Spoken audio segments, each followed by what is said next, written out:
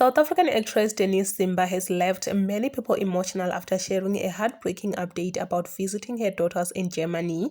Denise, who previously lost custody of her daughters Leah and Mila after a court ruling allowed their father Jacob to relocate with them, revealing that she traveled to Munich to celebrate their birthday but was not allowed inside the house where the celebration was taking place. Instead, she met her daughters in the parking lot where they opened the gifts she had brought and claimed she was told that any future visits would also have to take place outside the home.